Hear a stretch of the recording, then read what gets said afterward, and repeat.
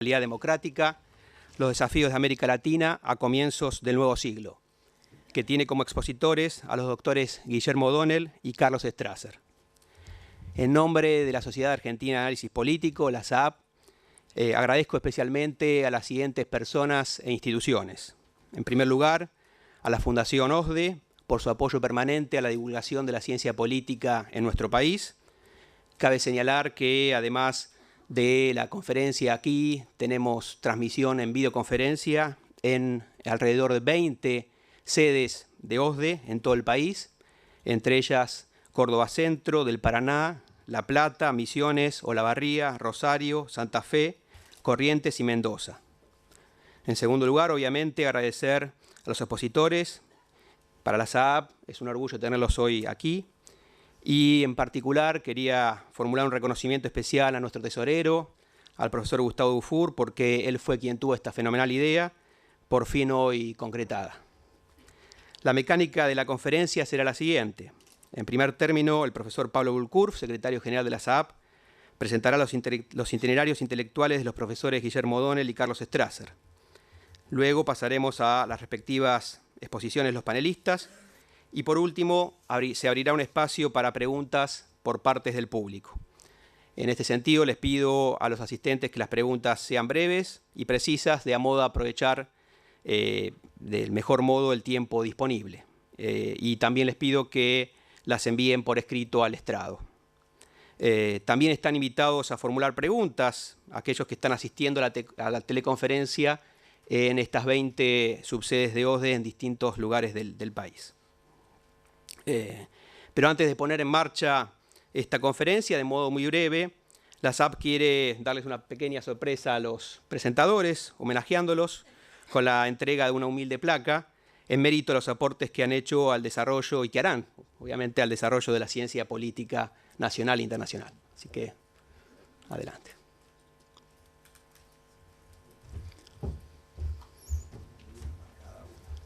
Gracias.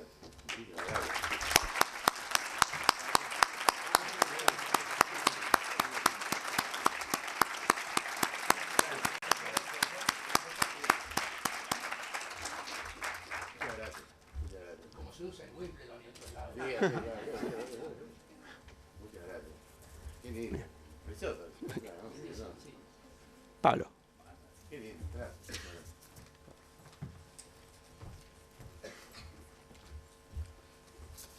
Buenas tardes a todos. Bueno, estas son unas breves palabras que elaboramos desde la comisión directiva de la SAAP, en cierta manera en reconocimiento a dos de los principales politólogos de nuestro país.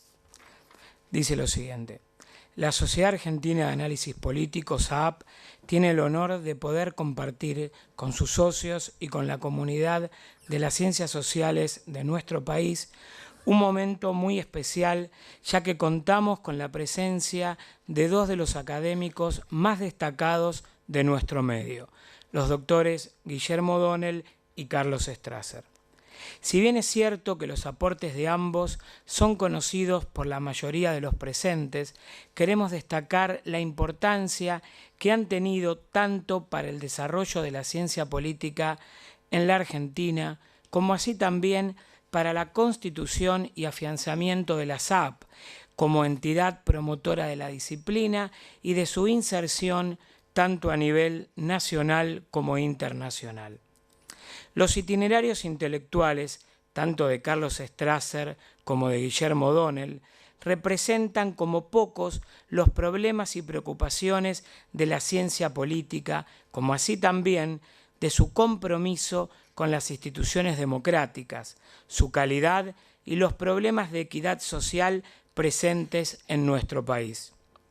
Sus vidas personales se han entrelazado con los avatares históricos de las últimas décadas. Fueron tanto parte como analistas agudos de nuestra realidad nacional.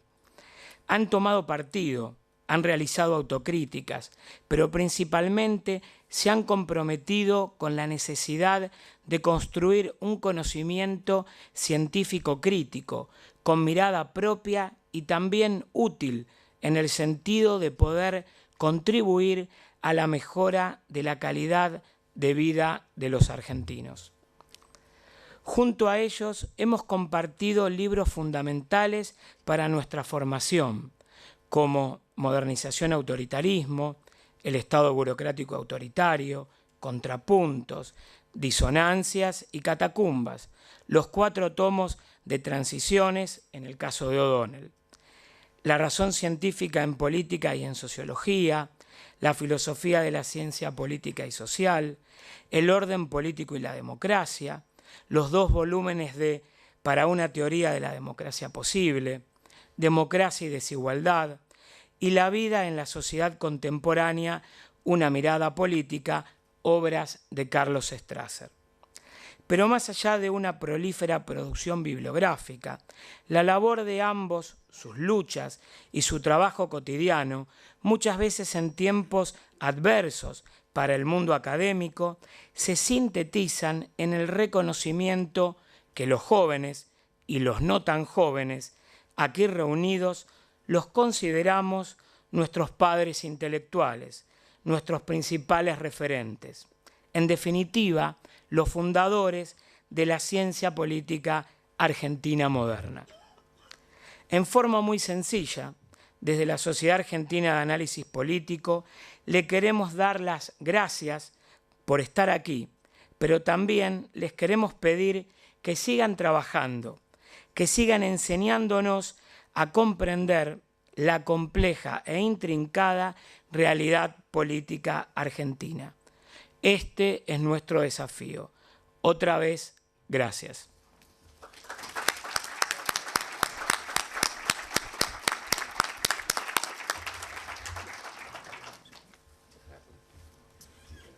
Muy bien, entonces vamos a dar inicio a la conferencia, pero antes tengo un pedido especial, muy particular, un pedido que quien me lo solicitó dijo que era un tema fuera de agenda, así que le doy la palabra al profesor Guillermo O'Donnell.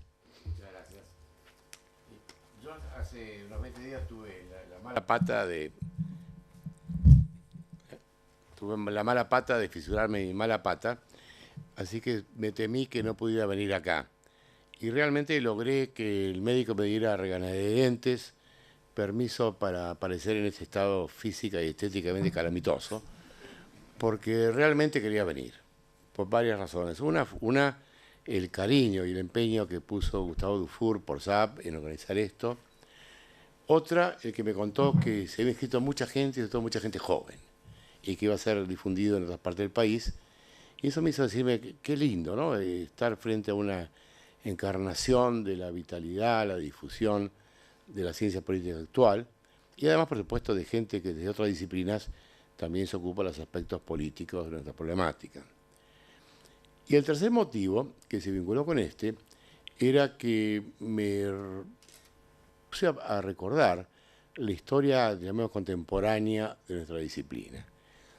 Como ustedes saben, durante el proceso sobrevivió la histórica Escuela de la Universidad Nacional de Rosario y algunas carreras en universidades privadas, aunque con muy fuertes restricciones. Y realmente el momento del comienzo de esta era, en la cual uno asiste a este florecimiento de esta ciencia política, fue el lanzamiento de la carrera de ciencia política en la UBA.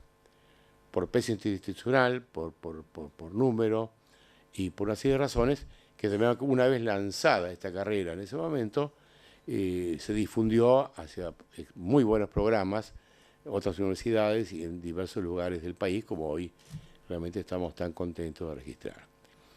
Después creo que hubo otros 2 hitos. Uno fue precisamente el lanzamiento pleno de la SAP en 1989-90, en la cual nos acabamos de discindir de la vieja asociación y comenzamos las actividades plenas de la SAP, entidad muy querida por mí, por nosotros, ya en vistas al tercer hito que me permitió creer, que fue el Congreso Mundial de Ciencia Política que hicimos en 1991. Pero realmente el lanzamiento de esta etapa está marcado por ese comienzo de la carrera de Ciencia Política en la UBA.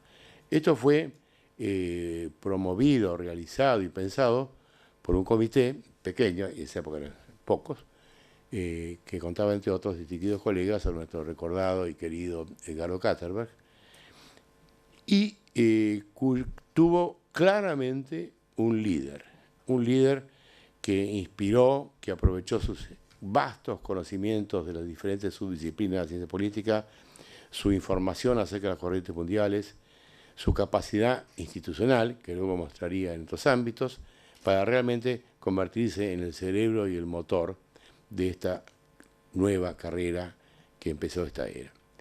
Ese líder mereció que se le pusiera el nombre, que es el nombre del Comité Strasser y del Informe Strasser.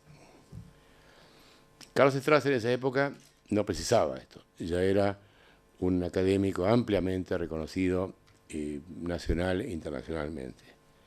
Y él tuvo la generosidad de realmente esforzarse y poner sus talentos al servicio de la creación de este gran bien público que hoy todos nosotros gozamos. Yo por eso quiero recordar que este año se cumplen 25 años de este primer hito de nuestra ciencia política. Y por eso pedí las palabras fuera de agenda, porque me pareció muy justo rendirle este tributo de admiración y homenaje a Carlos por su enorme contribución que ha hecho a todos nosotros. Por eso les pido que me acompañen al decirle muchas gracias, profesor Strasser. Muchas gracias.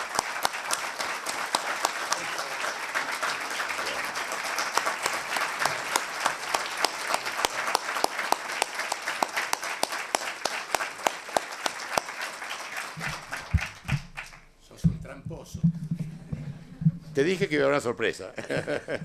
y un salamero. ¿Querés que use qué?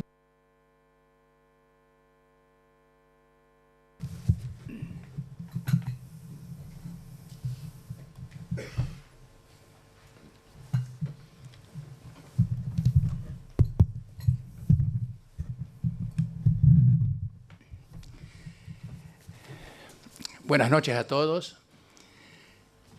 Es un honor, un halago estar aquí. Suscribo todas y cada una de las palabras de Guillermo, menos las últimas, esa trampa que me han tendido, que me sonroja. Es realmente un gusto estar acá por todo lo mismo que dijo Guillermo, por la SAAP, por los amigos de la SAAP, por el amigo Duffy, que hizo tanto porque esto cuajara, por Guillermo, el esfuerzo que ha hecho con su mala pata, que nos tuvo hasta el viernes prácticamente creyendo que no podía venir, y a nosotros lamentándonos que no viniera porque era, por supuesto, con su nombre y su prestigio, la presencia destacadísima en esta conferencia.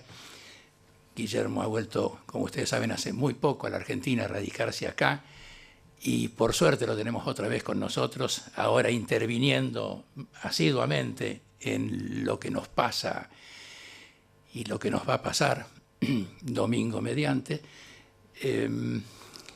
Bueno, y por todo esto realmente he venido con muchísimo gusto, y me alegra muchísimo que Guillermo finalmente pudiera venir. Dicho esto, quiero decir algo de Guillermo también. Vamos a retribuir. Nos conocimos hace solamente 55 años. En la facultad, entonces se llamaba de Derecho y Ciencias Sociales, la única, la de la Universidad de Buenos Aires, a donde confluíamos todos los que, si no queríamos hacer ni contabilidad, ni medicina, ni tampoco filosofía, íbamos a parar. Y así formamos parte de una camada lindísima, relativamente chica. La universidad y la facultad no eran esas instituciones de masa que son hoy, eran mucho más reducidas en número, las clases eran mucho menos numerosas, los profesores titulares nos daban clase todos los días, clases de 20 chicos en las aulas, no los cientos que suele haber ahora, sobre todo en los primeros años. Y formamos parte de una camada, porque todos fuimos primero abogados, o alguno quizá no terminó, de una camada que fue muy buena, y que ha dejado su marca en las ciencias sociales y en particular en la ciencia política en la Argentina. Guillermo viene de allí, Natalio Botana viene de allí, José Nun viene de allí, hasta el Bebe Rigui, nuestro Procurador General de la Nación de hoy, estaba allí, Roberto Quieto, el jefe montonero, estaba allí, estudiamos juntos algunas materias, excelente chico, en fin. Hasta Moisés Ikonikov estaba allí. Luego se hizo terminando sus... Mariano Bondona. Era un poquito más viejo que nosotros. Mariano nos llevaba a vos 2 años fácil, 3 años, a mí 3 o 4, ¿no? Algo así. Pero bueno, éramos de la misma camada, digamos. Pero Mariano era un poquito mayor que nosotros. Él estaba terminando cuando nosotros andábamos empezando o promediando, ¿no? Bueno, de manera que es realmente, además del honor y el halago que decía, un gustazo estar de vuelta con uno de aquellos amigos de entonces, aquí compartiendo con ustedes una temática que nos moviliza a todos. Un verdadero gustazo. Muchos años fuera del país, de vuelta con nosotros, realmente es un gran, gran gusto. Bueno, les voy a infligir la lectura de un trabajo escrito, porque hasta el jueves a la noche, cuando lo terminé de escribir, creíamos que Guillermo no iba a estar acá. ¿Cierto, Duffy? Y entonces dije, bueno, la gente se va a sentir decepcionada. Cambiamos ideas con Gustavo Dufour. Y digo, bueno, mira, para atenuar en algo la cosa, me pongo a escribir un trabajo, bueno, esto fue unos días antes, el lunes, martes, no me acuerdo. Un trabajo más largo, menos improvisado, como más a tono con semejante audiencia, a la que iba a tener que atender yo solo. El viernes a la mañana me llama Guillermo que el médico está por darle permiso para venir y acá, coraje mediante, se ha venido con su pie, que ustedes los ven sentado de costado. Le pregunto si no le molesta, me dice sí, por supuesto. Bueno, les voy a infligir entonces la lectura de estas páginas escritas. No se asusten si creen que el alto es importante, porque para leer cómodamente imprimí en cuerpo 16 o 18, algo así. Así que cada hoja pasa rápido. ¿Y a esta edad? Bueno, pero veo que no usás anteojos. Los tenés ahí. Bueno, doy lectura, espero, del modo menos tedioso posible. Se oye bien, ¿no? El trabajo, paper, ponencia, como quieran ustedes llamarlo, se intitula, como se decía en unos tiempos, Emilio Dípolo sería una farra con esto, se intitula Dos democracias. Ya van a ver por qué. Estamos invitados a repensar juntos la calidad de la democracia de hoy y también el futuro o las posibilidades de esa democracia nuestra. A tal propósito, lo primero que quiero decirles es que después de tantos años de péndulos cívico-militares y sobre todo de los siniestros autoritarismos que padecimos en el país y la región, no cabe sino celebrar fervorosamente la existencia de ella, de lo que bien o mal llamamos así democracia. ¿Este es mío? Sí. Ahora, dicho y enfatizado esto, sin remilgos de ninguna clase, o sea, con ganas, debo aclarar que mi esperanza o desesperanza de un orden político mejor que el que tenemos, que el orden más o menos vigente hoy en la Argentina como en América Latina, exige antes darse lo que con alguna pompa se llamaría el marco de comprensión del estado de cosas en la materia. Esto es, de lo que parece ser lo básico en la comprensión de la realidad política en curso. Entrando ya mismo en dicha materia, voy a poner aquí y ahora en discusión las dos ideas vertebrales de nuestro tema. La idea de democracia y la idea de soberanía popular. Quiero volver a enfocarlas de nuevo en lo fundamental y hacerlo sin prejuicios del derecho y del revés, aunque sea rápidamente, según lo que permite la ocasión. Voy a ser, pues, provocador y polémico. De intento. Mi intención es ser provocador y polémico. Porque, les anticipo, cada mirada de las que voy a presentar y ir presentando tiene sus consecuencias. Consecuencias que a su vez van corrigiéndose o compensándose sucesivamente. Y el caso es también que algunas de ellas están fuera de lo que acostumbramos a advertir o reconocer. La forma de gobierno-democracia y el principio fundacional de ella, el principio de la soberanía popular, son dos ideas y dos ideales que hoy, aparte... ¿Te dejo leer? No, está bien. No, aprovechá. No, igual lo veo. Son dos ideas y dos ideales que hoy, aparte unos círculos académicos restringidos, bastante restringidos, entre los cuales, por cierto, circula Guillermo, que hoy mayormente no se discuten, se dan por suficientemente realizables, se tienen por buenos y por existentes. Todo esto va, por supuesto, presupuesto. Cuando en verdad, allí donde existen, por lo general existen más o menos o más, diversamente acotados. Y digo diversamente porque en medida tan importante como en parte paradójica, las acotaciones suelen darse en términos de teorías o ideologías diferentes y de propósitos políticos distintos. Lo decisivo que yo extraigo de este panorama es que en cada situación compleja, la verdad es que no nos queda sino elegir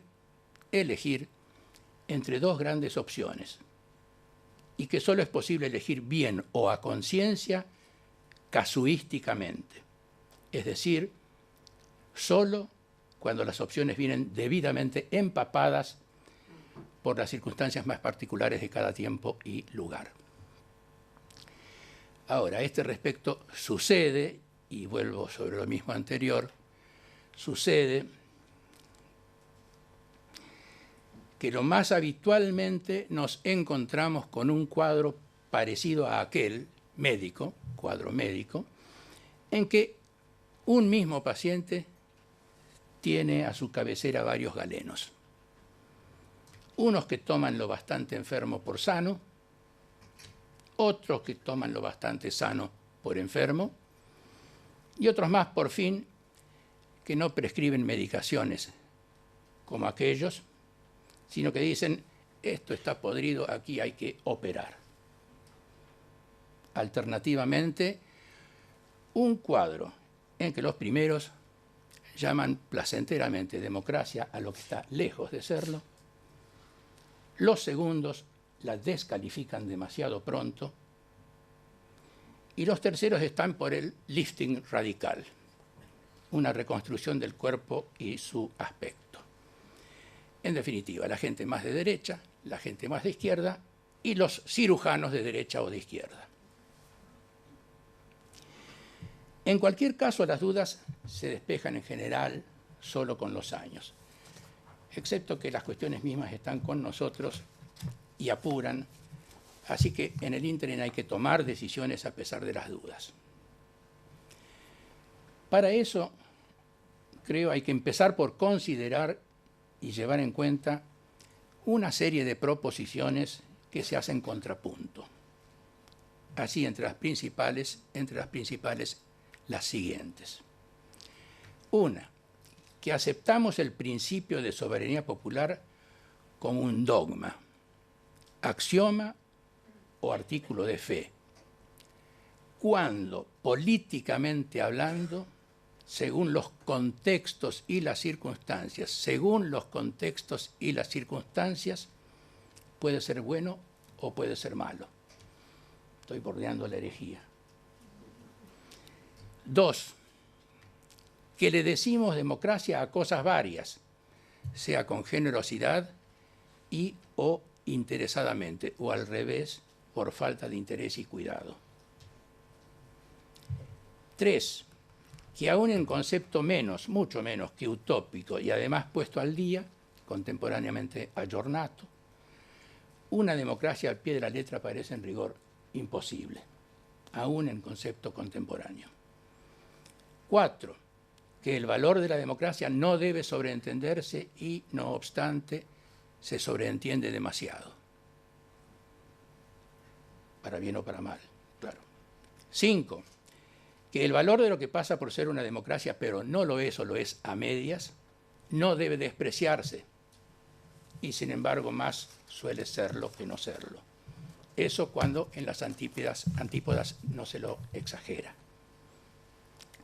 6, que, por otro lado, aun si en concepto contemporáneo no fuera imposible, como lo dije hace un rato, de todos modos la democracia stricto sensu, aún en concepto contemporáneo, en un concepto nada ideal, pero preciso, no parece llegar nunca o bien se demora demasiado. Otra cuestión que manda reconocimiento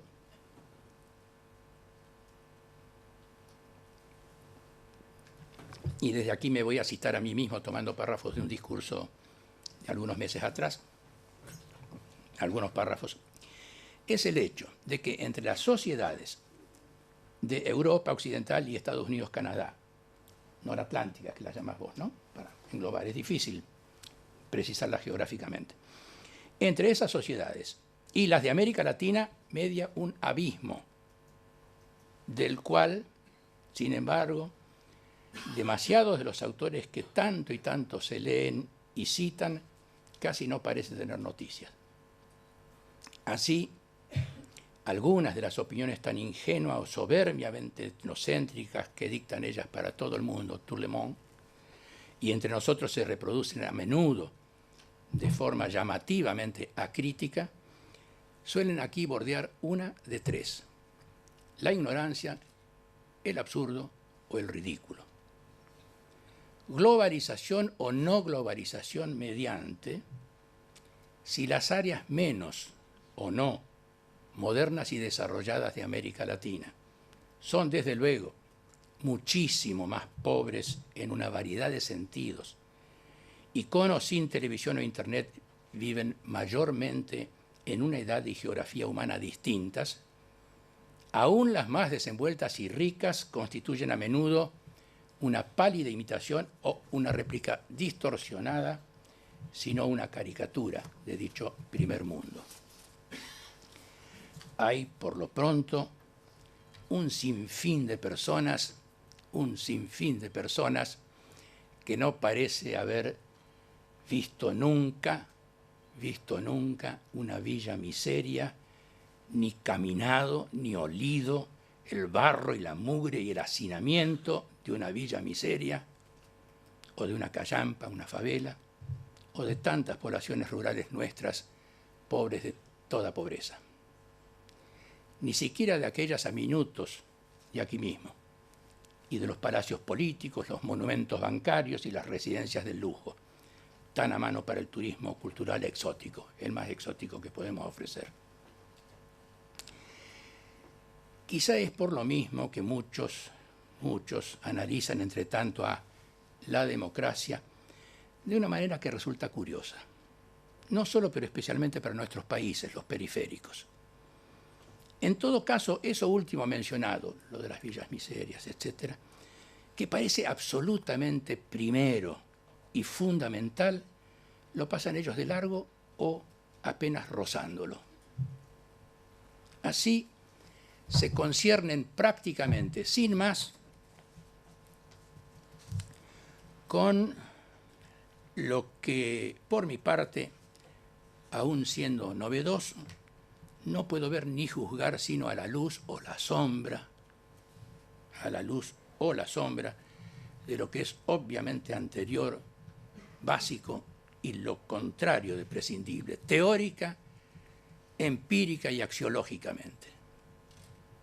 Lo real es así que por un trecho largo mi pensamiento va bastante en contra de algunas corrientes en boga, dos en particular, y dejo para otra vuelta una tercera. Una es esa corriente o fracción de la corriente teórica que, sin idealizar por demás a la democracia que tenemos, incluso entendiéndola a la vieja manera socialista, pero hoy casi a las calladas, como liberal y burguesa, y aún reconociendo que atraviesa por una aguda y quizá irreversible crisis de la representación, más que por una nueva mudanza de las formas representativas como años atrás hubiéramos tal vez propuesto siguiendo a Bernard Manin, está sin embargo mirándola ya de entrada y sin más con buenos ojos relativamente a esta democracia. Y no porque ha desplazado los totalitarismos y las dictaduras, lo cual está muy bien, por supuesto, sino porque, no obstante lo dicho, y hasta como consecuencia de ello, como siguiendo la quiebra de los partidos, por ejemplo, a nivel no ya del régimen mismo, pero sí de la sociedad civil y la ciudadanía, estaría manifestando signos, esta democracia, de algún modo promisorios, relacionados con una reactivación política y cierto autogobierno de la sociedad, cierta autorrepresentación social. Algunos miembros o primos de esta corriente, todavía más, están convictos de que la representación democrática misma ha ganado y es más auténtica mediante la hoy concentrada personalización del liderazgo y el hiperpresidencialismo. En paralelo, o convergentemente, o como sea, otros, si no los mismos autores, vienen confiando a sí mismos en el retorno de la política y lo político después de las consabidas décadas de economismo rampante y pensamiento único.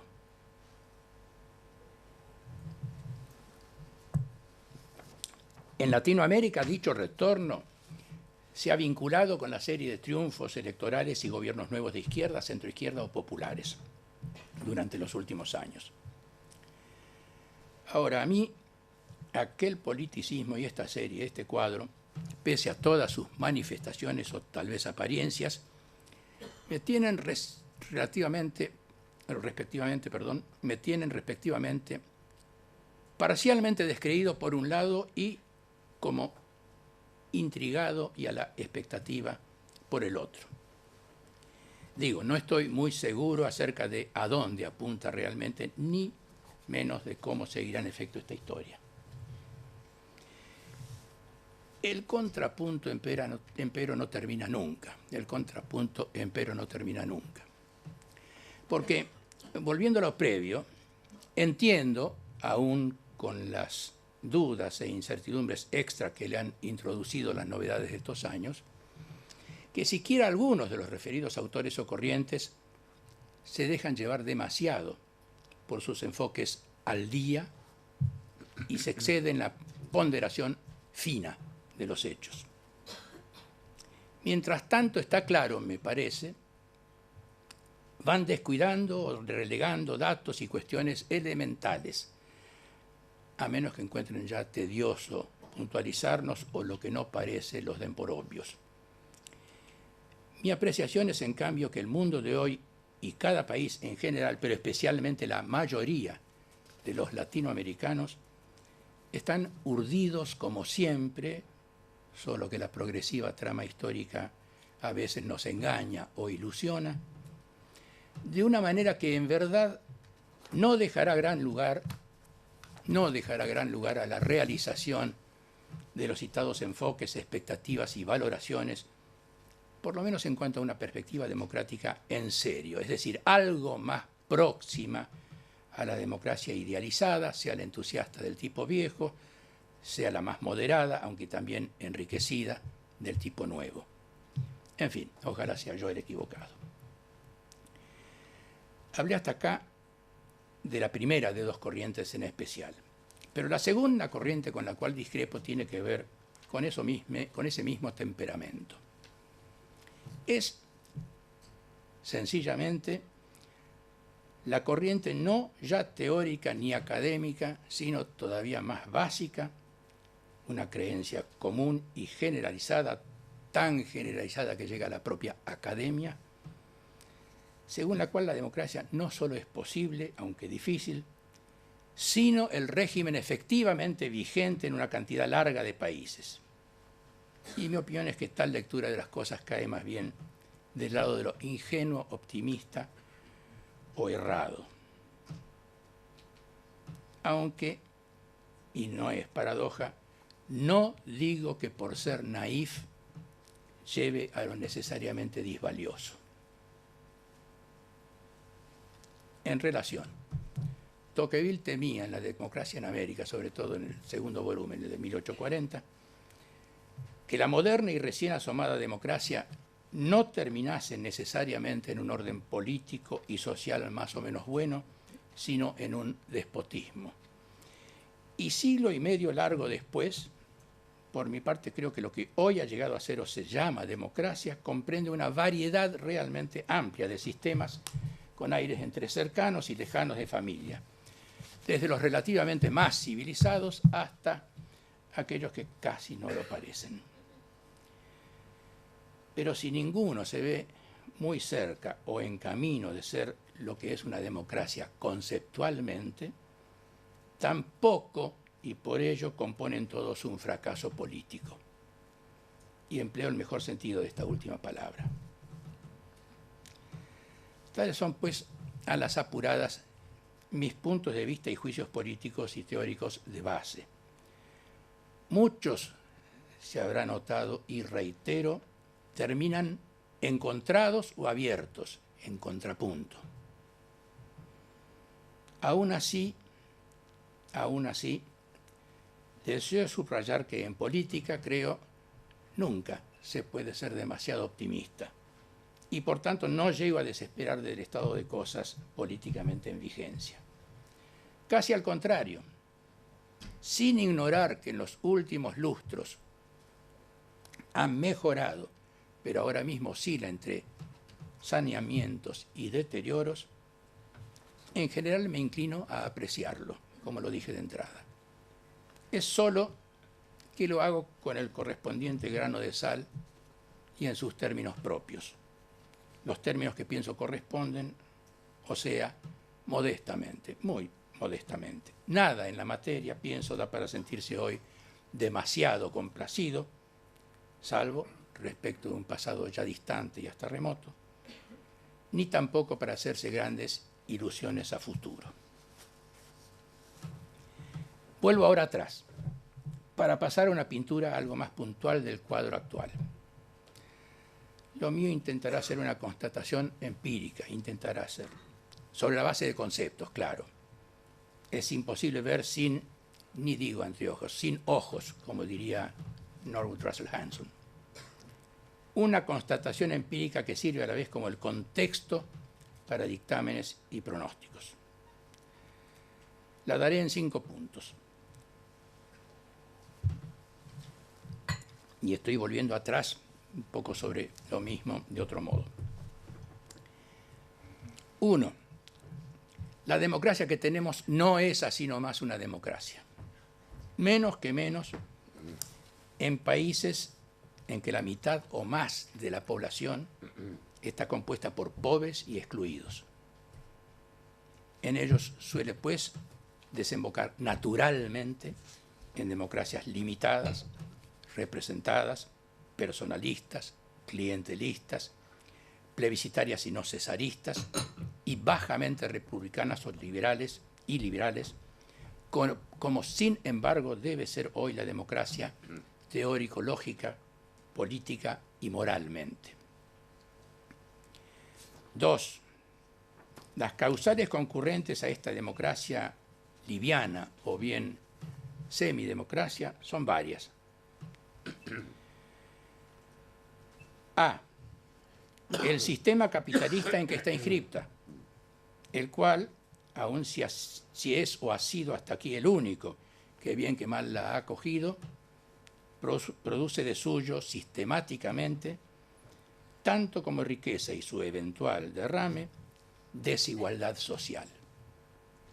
Y la democracia presupone grados importantes de igualdad social. B. Para emplear una expresión hoy casi olvidada y de modé, sociedad de clases que resulta de ello, incluso si ha habido muchos cambios en la materia los últimos 30 años en cuanto a estratificación y constitución misma y naturaleza de las clases. Los cambios que ha habido son importantes, pero seguimos en una sociedad de clases. C. El hecho de que en concepto, pero no menos realmente, la democracia es un régimen de gobierno del Estado. Hace como 20 años escribí un capítulo entero de un libro sobre esta fórmula muy compleja, rastreando hasta Baudin, más allá y más acá. Lo que en suma ella quiere decir es que el régimen es hasta un punto autónomo, la criatura de sus procedimientos propios, típicos. Hasta otro punto, sin embargo, un extremo fundamental, parte que hace parte del Estado, parte que refleja entonces al Estado como lo que es y cómo es, un sistema de dominación determinado, lo contrario del autogobierno. Esto es por definición clásica de la ciencia política. También y finalmente, y esto no es para olvidar, también y finalmente es expresión de los individuos que gobiernan, los que por cierto pueden embellecer o afear la cosa. De paso me tomaría aquí una revancha que hasta hoy mismo he retenido. Alguna comentarista de la fórmula y sus tres conceptos clave, régimen, gobierno y Estado, escribió hace unos años que la fórmula y los conceptos parecían destinados a abogados. No entendió nada. Quien sí lo entendió, como pocos, fue mi viejo amigo y colega hoy ausente. Esto era del jueves a la noche. Mi viejo amigo y colega hoy ausente, Guillermo O'Donnell. Exiomo. Así en algún texto, pero también personalmente, tan salamero como siempre este hombre, cuando me dijo, Carlos, esto es el huevo de Colón. Pero sigo con las causales. Perdón por la distracción. D.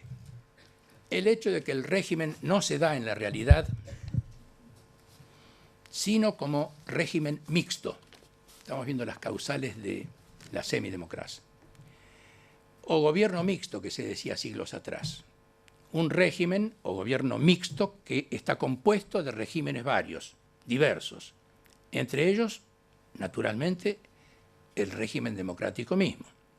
Pero también otros cuantos regímenes propiamente dichos que encima no son democráticos o, peor, son antidemocráticos, que coexisten con el democrático. Tales la oligarquía en su versión clásica o la michelsiana más reciente, la burocracia, un poco en el sentido de Weber, la tecnocracia, el llamado neocorporatismo, y la partidocracia, como no hace tanto y paradigmáticamente en Italia, asimismo en Colombia y Venezuela.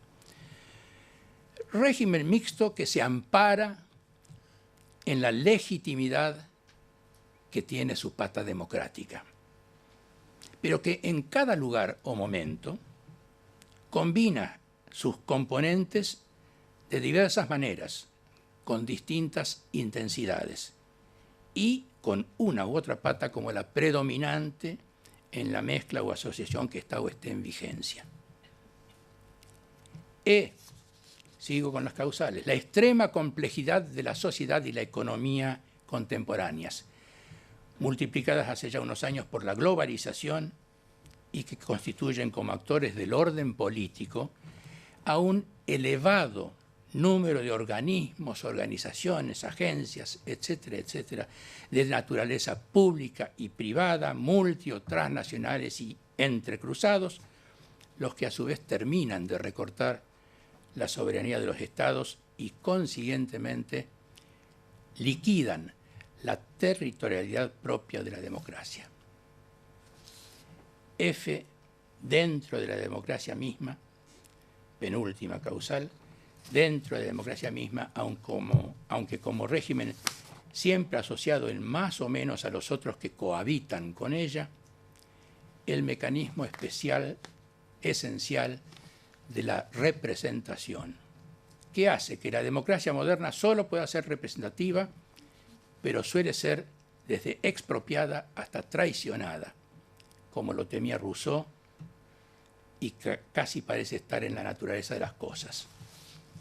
También Hannah Pitkin, en la traducción al español, 20 años después del original de su clásico, El concepto de representación, escribió en el prefacio que en el ínterin de esos 20 años entre la versión inglesa y la versión española del libro, había caído en la cuenta de que la representación podía traicionar a la libertad.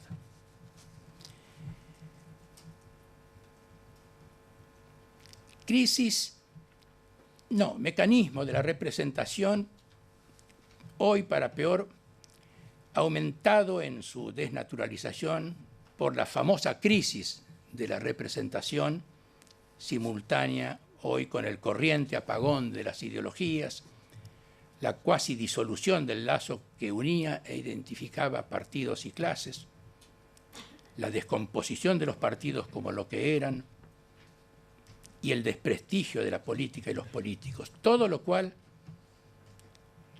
lleva, como escribí también hace un par de décadas, a electorados apáticos y veleidosos, fluctuantes.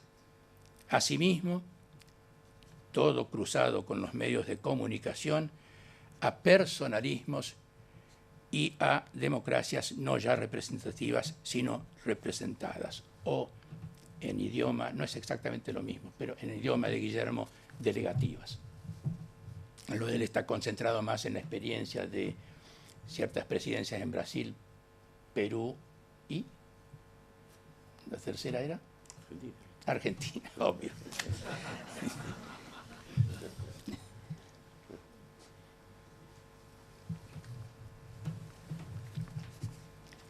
G, última causal, pero no la menos importante, las contradicciones que pueden y suelen resultar de la soberanía popular. Pero esto corresponde tratarlo por separado. Así que paso al punto 3. El principio de la soberanía popular no tiene en la realidad contemporánea demasiada vigencia, demasiada existencia, menos que menos en los países periféricos como el nuestro. Sociedades de clase con, insisto, amplios sectores populares que viven en una pobreza completa, es decir, en una pobreza que abarca todos los órdenes de la existencia y por tanto son escasamente autónomos y por tanto apenas pueden ser verdaderos ciudadanos, si acaso. Y antes bien están excluidos y o resultan carne de punteros y otros cuentapropistas políticos. Por esto mismo, de hecho, el principio tampoco es en cada realidad. Estoy pensando en las realidades que vivimos, ¿no? Tampoco es en cada realidad necesariamente una buena cosa. Puesto en contexto, como han destacado en el último siglo varios autores ya, Hannah Arendt quizá la primera, la soberanía popular puede venir y en ocasiones viene. Puede venir y en ocasiones viene a negar la libertad política y por tanto la democracia misma. Puede no ser condición suficiente ni tampoco necesaria de la democracia. Atengo a esa lista de autores. Y puede ser hasta peligrosa para la democracia propiamente dicha, etc. 4. Lo negativo en esa línea de la soberanía popular para el buen gobierno y la buena política necesita de reaseguros y correctivos políticos o institucionales per se estrictamente no democráticos. Una constitución estable, los senados, la Judicial Review, entre los principales. Constitución estable, estoy diciendo, no constitución. Constitución que dura y ata a varias generaciones. Jefferson, que es tenido por el padre fundador más democrático de los Estados Unidos y autor de su prefacio, decía que las constituciones, proponía que las constituciones debían renovarse cada 19 años, volver a escribirse cada 19 años, de manera de tenerlas a tono con lo que pensaba cada generación a lo largo del tiempo, no tenerla maniatada por textos legales. Hay un libro lindísimo,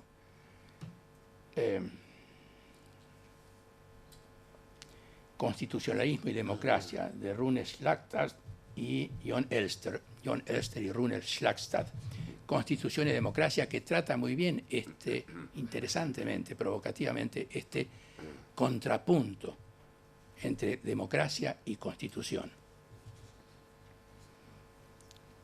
Sheldon Walling también lo ha desarrollado extensamente en algunos artículos que salieron en la Political Science, una revista muy conocida de ciencia política en Estados Unidos, cuando salió una edición especial que festejaba los 2500 años de existencia de la democracia, contando de las reformas bueno, hace 2500 años.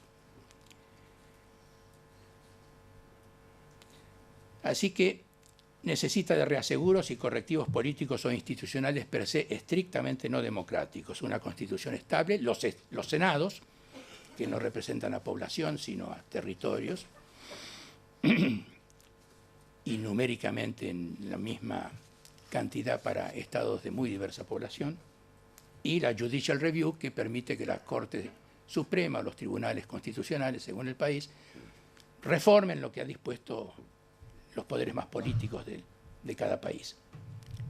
Un poder judicial que no tiene nada que ver con las elecciones democráticas. Pero lo que así resulta, un Estado más o menos constitucional de derecho, con elección popular de autoridades y eventualmente de orientaciones políticas generales, no es lo mismo que una democracia. Es en rigor una suerte de second best, un plan B a falta de suceso o posibilidad del A. Lo que, otra vez, contrapunto, lo que no quiere decir que no valga la pena e incluso no sea lo mejor posible en las circunstancias. 5. Ese second best conlleva a su vez un reverso, él también, un reverso negativo, se entiende. En la medida en que no es básicamente una democracia, estoy buscándole el cara y seca a cada aspecto de todos estos, ¿no? Con lo cual no nos quedamos muy tranquilos, por supuesto. Ese second best conlleva a su vez un reverso, él también, un reverso negativo, se entiende, y es que en la medida en que no es básicamente una democracia, no para empezar un gobierno de la mayoría, los pobres, que son los pobres, como se apuntó antes, como apunté antes, y destacó en su tiempo Aristóteles. Y en la medida en que limita el imperio de la soberanía popular, más allá de constituir un orden político por lo general relativamente pacífico y civilizado, favorece la permanencia o la sobrevivencia del status quo y retarda la democratización política y social más acabada. Desde luego, un sistema capitalista y una sociedad de clases también llevan en dicha dirección, colaboran mucho al respecto, pero estoy hablando aquí de lo político. Como vemos, la moneda democracia tiene siempre y en cada enfoque caras y secas. Así, en definitiva, cada quien debe elegir vez por vez o casi qué privilegia. ¿Cuáles caras o secas privilegia? Los sectores sociales lo hacen de facto todavía hoy, aunque ya no como en la primera mitad del siglo XX, en largo acuerdo tácito con su identidad. Los cientistas políticos, en cambio, es de presumir, lo hacen pensando más detenida y racionalmente, pesando y sopesando. Solo que también para ellos, y sobre todo para ellos o nosotros, vale el dato de que una rigurosa democracia supone en nuestro tiempo la fusión y confusión de tres tradiciones político-ideológicas distintas acumuladas por la historia a lo largo de las edades: la democratista, la republicana y la liberal. Y la coexistencia y combinación de las tres es difícil. En la práctica, tanto como teórico-lógicamente, sus principios suelen contradecirse y oponerse. Guillermo O'Donnell, otra vez, yo mismo escribimos tiempo atrás largamente sobre el tema. Termino. Lo que concluyo yo de todo este paisaje es, primero, que en la realidad no hay una sola opción y práctica democrática o parademocrática. Segundo, que ninguna es completamente democrática. Y tercero, que ninguna es esperable por entero. De donde no tenemos, ni en el futuro próximo tendremos únicamente grados de democracia, sino y antes dos tipos, en rigor subtipos, de democracia algo menos que propiamente dicha. Hay pues dos de estas democracias a la vista. La propia campaña electoral y las elecciones de los próximos días en nuestro país ilustran la dicotomía, no tan claramente como otras veces. Podemos abundar después en esto. La Argentina, en rigor, ha sabido ilustrarla ya muchas veces en los últimos 60 y hasta 100 años. La opción entre estas dos democracias. Ahora, hay que notar que las ilustraciones, esto es muy importante para mí, como las opciones políticas concretas que enfrentamos cada vez, están más o menos y mejor o peor constituidas, según quienes ocupan o compiten para ocupar los puestos de gobierno y quienes están o quedan en la oposición. Montando las estructuras y las ideologías, los individuos son factores, muchas veces en el lenguaje de Althusser, sobredeterminantes para decidir la opción relativamente más correcta. Las dos democracias necesitan lo que cada una no tiene, y cada cual las reformas políticas y estatales correspondientes. Un desafío doble y a dos bandas. Pero mientras la sociedad, el Estado, la economía y la cultura sean los que son, señalamientos como estos y otros semejantes constituyen, me temo, y constituirán una reclamación, una esperanza posiblemente vanas. Eso a pesar de los progresos políticos, a contrario, habidos en algunos respectos en la región durante los últimos años, en una u otra de las dos y en las dos democracias.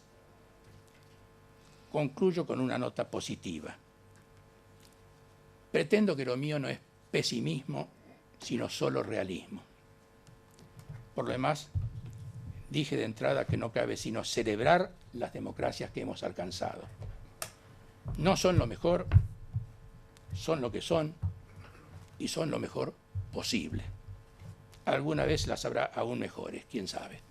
Gracias.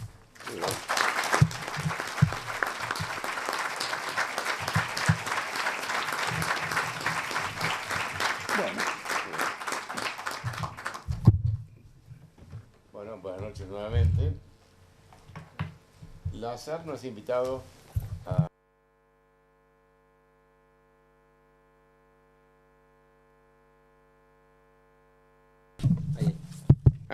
¿Ahora se oye? Sí. Bueno, la SAP nos ha invitado a repensar la calidad de la democracia. Y realmente hay que empezar por la pregunta, ¿por qué preocuparnos por la democracia? ¿Por qué preocuparnos y ocuparnos de sus diferentes grados o tipos de calidad? La respuesta, la primera parte y la primera tercera parte, la expuse más ampliamente en una conferencia que hace 2 meses, invitado muy amablemente por el profesor De Luca y sus colegas de la Universidad de Morón, así que desde ya le pido disculpas anticipadas por esta parcial repetición. Realmente, me parece que conviene empezar por el núcleo de la democracia, un componente de la democracia, el régimen político. Que estoy de acuerdo con Carlos cuando señala que el régimen democrático coexiste con otros regímenes de gobierno, que él señala en sus obras y acaba de repetir, pero igual creo que vale la pena mirarlo autónomamente al régimen democrático e incluso para preguntarse cuánto pesa este régimen respecto de los otros factores de poder en una sociedad. Bueno, creo que básicamente el régimen político democrático, esa parte de la democracia, consiste, como ustedes saben, de elecciones razonablemente limpias y competitivas y una serie de libertades llamadas políticas, de asociación, de reunión, de opinión, que, entre otras cosas, hacen posible estas elecciones y además son valiosas por sí mismas. Bueno, esto realmente, en algunas visiones que Carlos critica y yo comparto, pareciera ser el todo de la democracia y por lo tanto la unidad principal, la microfundación de la democracia, se postula que es el votante. Ahora, si uno mira con cuidado incluso este pedazo de la democracia que es el régimen, uno rápidamente descubre que ese personaje no solo puede votar, sino que también puede intentar ser electo. En otras palabras, puede intentar convertirse en un copartícipe de la enorme responsabilidad de tomar decisiones estatales vinculantes sobre un territorio y que son eventualmente respaldables por la supremacía de la coerción del Estado. En otras palabras, este personaje, que no es solo un votante, sino que es portador de esas libertades y que puede constituirse en actor de esas decisiones, es un sujeto de derechos, es una persona jurídica, es un sujeto portador de los llamados derechos subjetivos. Como muy bien señalan algunos autores, el asignar derecho a una persona es un acto de reconocimiento y respeto respecto de sus capacidades cognitivas y morales como para asumir y ejercer esos derechos junto con las consiguientes obligaciones. En otras palabras, todo portador de derecho, asignado y respaldado como tal por el sistema legal que rodea y penetra un régimen democrático, es construido como un agente, es decir, un ser humano que es portador de esas capacidades cognitivas y morales que permiten construirlo como sujeto responsable en su ciudadanía.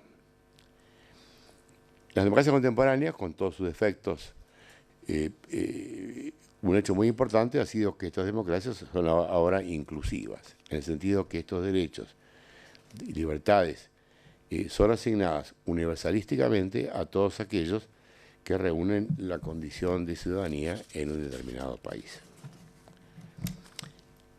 Este hecho aparentemente simple contiene potencialidades que son olvidadas por las versiones reduccionistas de la democracia hacia solo un votante. Y de aquí parten una serie de consideraciones de las cuales, por supuesto, hoy me voy a ocupar de solamente una. Una dirección de la cual no me voy a ocupar solo muy lateralmente es que una vez que uno se da cuenta que el propio régimen legal de la democracia nos construye en tanto ciudadanos como agentes, hay una pregunta inevitable, que es la pregunta de cuáles serían las condiciones sociales para el efectivo ejercicio de esa agencia. Tema clásico que mi mujer Gabriela me recordó cuando estaba tratando de desgranarlo, que estaba reinventando la rueda, pues había sido discutido por muchos autores clásicos. Y realmente, en ese punto, se abre complejamente la problemática de la democracia hacia los temas no ya solo de la ciudadanía política, sino también de la ciudadanía social, de la ciudadanía cultural, ciudadanía civil, e incluso acerca de las condiciones que realmente, efectivamente, permiten el ejercicio de la ciudadanía política, entorpecida en nuestros países de tantas maneras, por las mismas razones que Carlos señalaba hace un momento. Dentro de esta cuestión, yo creo que se puede afirmar que una democracia de mejor calidad, un avance en la democratización, implica la expansión de estos derechos de ciudadanías en diferentes direcciones y abarcando y comprendiendo sectores más vastos de la población. Esto nos lleva a la problemática de cómo medir o operacionalizar la calidad de la democracia, que por supuesto implica problemas muy complicados de definición, de indicadores, de cómo definir ciudadanía social, ciudadanía civil, ciudadanía cultural, y además el problema aún más complejo de si se puede o no reducir esos indicadores a un solo índice, que en un número resuma la calidad de la democracia. Yo creo que esto no es posible ni aconsejable, pero creo que mucho vale la pena esfuerzos que están realizando actualmente, algo he tratado de hacer en ese sentido, de avanzar en la conceptualización y en la medición empírica de estos diversos aspectos de las ciudadanías y sus cambios, tanto progresos como regresiones, a lo largo del tiempo en cada país. Pero esto no es lo que me va a ocupar hoy. Realmente hay otro lado que lo que quiero recalcar es qué es lo que quiero recalcar en este momento. Los ciudadanos agentes somos quienes, participando en elecciones razonablemente libres y competitivas, instituimos los poderes del Estado y del gobierno. Somos su origen y justificación. No se trata del mito que Carlos critica bien de la soberanía popular. Se trata de nosotros como institución individual y colectiva de estos poderes que deben a nosotros su origen y su existencia. Por eso, y por eso mismo, debemos ser el objeto de decisiones que buscan auténticamente el logro de algún aspecto o visión del bien común, sujeto, por supuesto, a procesos y discusiones en las que otros sectores políticos y nosotros, ciudadanos de a pie, tenemos derecho a participar de diferentes maneras desde todas las esferas de la sociedad. Es decir, tenemos derecho, un derecho que creo que hay que inscribir entre los derechos de la ciudadanía, tenemos derecho a un buen Estado. En otras palabras, a un Estado que es auténtico en sus proclamados esfuerzos de alcanzar, en la medida de la razonabilidad, en la medida de la pluralidad, alguna real visión y versión del bien común de los ciudadanos que lo han instituido. Creo que este derecho valdría la pena agregarlo, los derechos básicos que emergen vía la democracia de la ciudadanía. Sin embargo,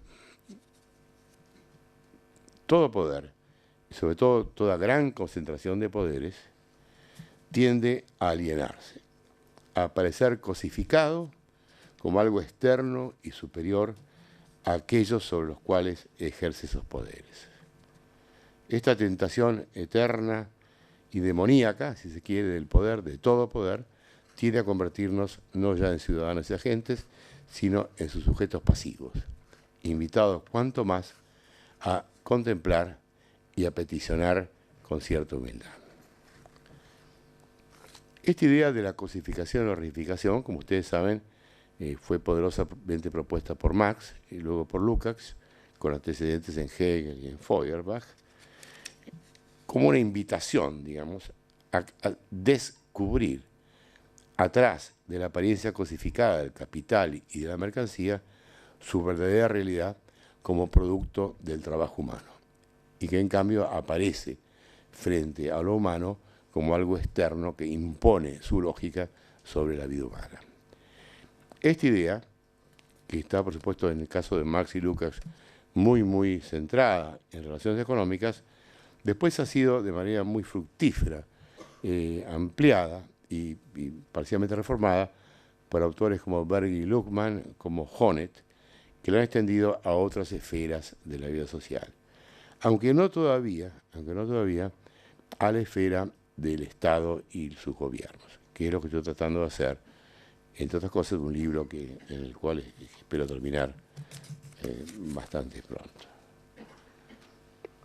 Palabras, el tema me parece que es que en este contexto que el ejercicio pleno de la ciudadanía democrática es una autopedagogía colectiva. Repetidamente decir nos y decir a los poderes existentes que somos nosotros su único origen y justificación, y por lo tanto su único destinatario legítimo de los poderes que ejercen.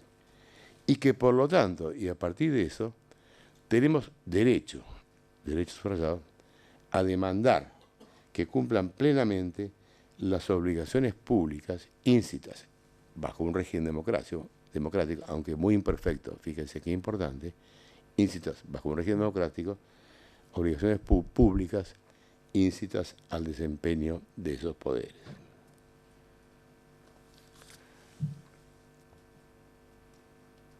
Esa autopedagogía colectiva se enfrenta, yo creo, a esa eterna tentación de poderes y poderes que aparecen tan imponentes, tan externos, con tanta ambición de aparecer fundados en sí mismos, en alguna lógica extraña a nosotros, en una lógica que viene de algún otro lado de la ideología o de la tecnocracia o lo que fuera, implica plantarse continuamente a redescubrir cuál es el verdadero origen y fuente de autorización, si se quiere, de ese poder. Por supuesto, no todos ni siempre sabemos y recordamos esto. Ese olvido es el momento de la alienación, el momento de la aceptación, generalmente inconsciente, de ese poder como algo externo, cuya fuente de autoridad no es nosotros, sino alguna otra cosa que solamente ese poder maneja. La extrañeidad es el momento de la extrañeidad, de la alienación, de la cosificación del poder político encarnado, entre otras cosas, en un Estado que se nos ha hecho ajeno. Frente a esto, como decía un momento, la ciudadanía se angosta, se empobrece en la tendencia de ese poder a convertirnos en espectadores y en todo caso en humildes, cuidadosos solicitantes de sus favores o incluso de su generosidad.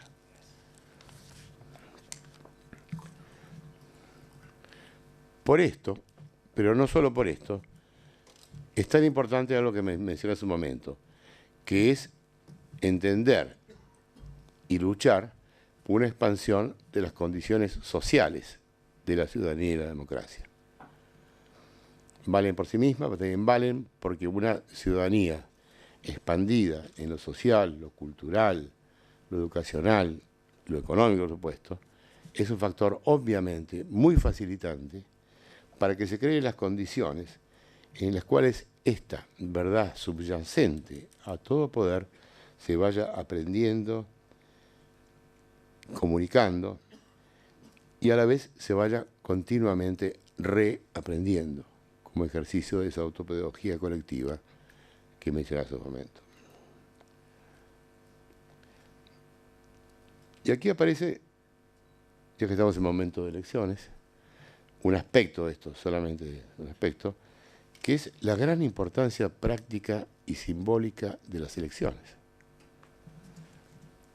Sabemos que las elecciones ya de por sí hacen preferible un régimen político porque es una forma de obtener un cambio pacífico de los que nos van a gobernar por un tiempo, que es parte del ejercicio de libertades.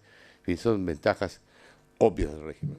Pero yo creo que entre otras ventajas importantes del régimen político que está íncita, yo creo, en este descubrir que el régimen político implica ciudadanía de agentes, es que esta vez el momento, a la vez, interesantemente, a la vez muy individual y a la vez muy colectivo, para descubrir nuevamente, en esa ocasión, la posibilidad, por lo menos, de que somos el verdadero origen y justificación de los poderes que en ese mismo acto de la elección estamos instituyendo.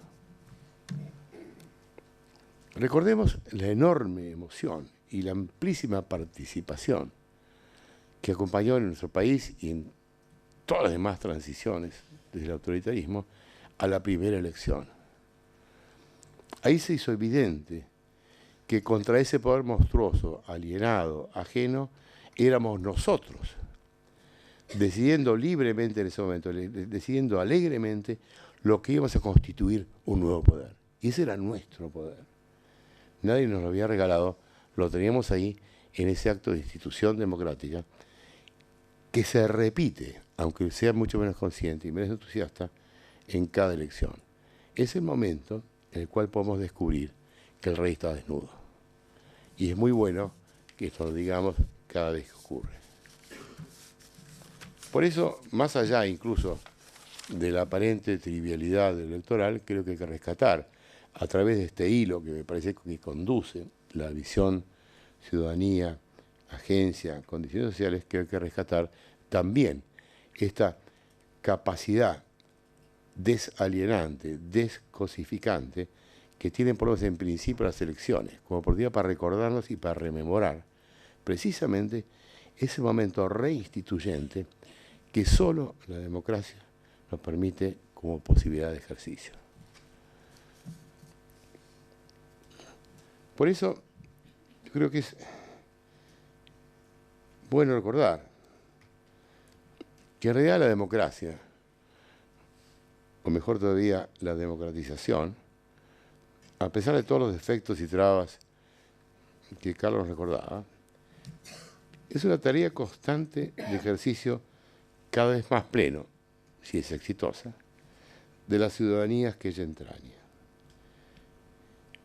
La resultante autopedagogía colectiva, sobre todo en situaciones de extrema desigualdad y pobreza, no solo económica, sino educativa y cultural, creo que es especial responsabilidad ejercerla por parte de aquellos que tenemos el privilegio de haber accedido a conocimientos útiles para recordar y recordar a otros este fundamento absolutamente principal, que a veces se borra, pero sigue siempre estando ahí en democracia, apto para ser resucitado, removilizado, este fundamento auténtico del poder que constituimos y que se ejerce a veces benévolamente, a veces injustamente sobre nosotros, y que siempre, continuamente, va a correr el peligro de alienarse, y que siempre tenemos que redescubrir, redescubrir esa realidad como un aspecto central del ejercicio de una ciudadanía que se va aprendiendo y ayudando a aprender a otros. Por eso, contra frustraciones y contra deficiencias, yo creo que la democracia es siempre un horizonte abierto, un horizonte a veces esperanzado y frustrante, porque en cualquier etapa, en cualquier momento, esa democracia, como muy bien surge de las palabras de Carlos, yo creo, va a ser siempre el signo de una ausencia, el signo de todo aquello que falta para completar una agenda de respeto a la dignidad humana que está implicada directamente en el hecho de que partimos, si lo hacemos, y debemos hacerlo, de observar que al constituir a los ciudadanos y ciudadanas como titulares, por lo menos de algunas libertades políticas y de la capacidad participativa en el sistema político, al hacer eso ya nos está diciendo de forma legalmente sancionada y respaldada que somos todos agentes, y como tales agentes tenemos derecho al respeto y a las condiciones sociales que nos habiliten para eso. Por eso la democracia es y será siempre una frustrante y promisoria señal de ausencia, a veces más aguda, más irritante, pero siempre ahí. Y eso yo creo que es el contraste principal, junto con esta institución de la agencia, de la democracia con cualquier otro tipo de sistema autoritario, que siempre pretende encerrar la historia y dar sentidos terminados a la vida en la que estamos. Y eso es lo que hay que defender, aunque en momentos parezca ocioso, difícil o tengamos poco eco. Bueno, en esta celebración de la expansión y vitalidad de la ciencia política argentina y de otras disciplinas que se ocupan también de lo político, creo que es bueno que nos recordemos que tal vez tengamos una responsabilidad aún más especial de descifrar los sentidos no solo procedimentales, sino también profundamente, yo creo, morales y humanistas, que la constitución del ser humano como agente, aún por un estrecho régimen democrático, implica para nosotros.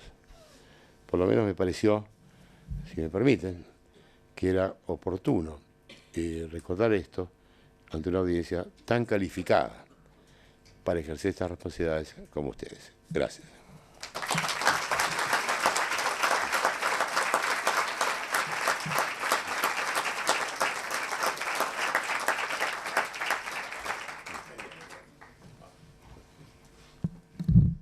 Muchas gracias, Carlos Strasser, muchas gracias, Guillermo O'Donnell.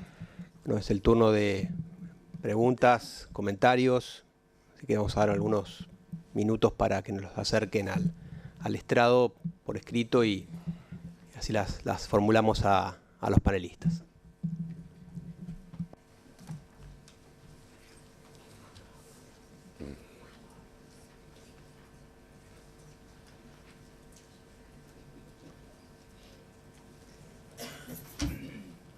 ¿Qué dice?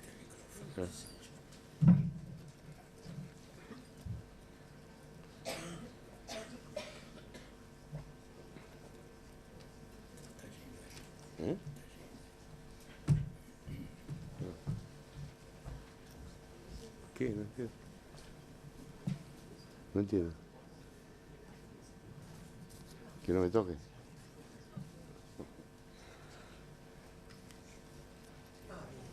Entiendo. Tienen a ambos lados del auditorio el personal de OSDE para entregarles las preguntas, así las acercan al estrado.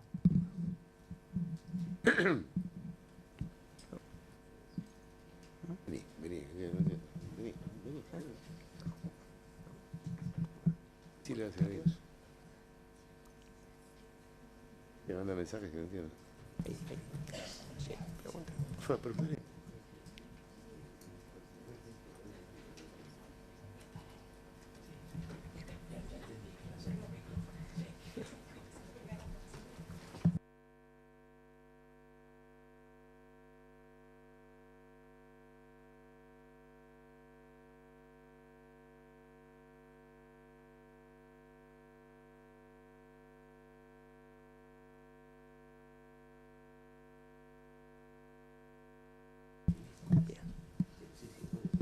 Tengo dos primeras preguntas, así que vamos a darle lectura. Son para el profesor O'Donnell. La primera dice así: ¿qué revelan las candidaturas testimoniales respecto de la autopedagogía ciudadana? Y una segunda, ¿y respecto de la accountability vertical y la calidad democrática? Pero la segunda no entiendo. Sí, ese, digamos, viene... ¿Qué revelan las candidaturas testimoniales respecto de la autopedagogía ciudadana? Bien. Bueno, yo creo que un principio básico de esta democracia anhelada y que... Disculpen. Yo creo que un principio básico de esta democracia que tenemos, incluso con sus imperfecciones, y la que anhelamos, es que realmente el principio que llamaba hace un momento de autenticidad. Es decir, donde desde el Estado se habla a la ciudadanía con discursos que son sinceros y claros. Digamos. Me parece que es una obligación fundamental de quien ejerce la enorme responsabilidad de gobernar por un tiempo. Y en ese sentido creo que las llamadas candidaturas testimoniales están en seria infracción de esta obligación.